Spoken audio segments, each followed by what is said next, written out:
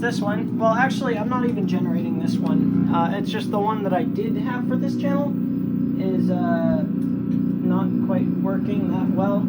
So it's just regular TV static. Okay. And there's a coil under there? Yep. This one is my specially generated static. It's basically flipping the bit as fast as it can randomly. And then it goes through a high pass filter. So that sounds like this. Got it.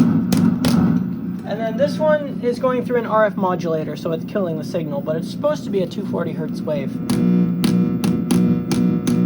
And it's coming out as 120.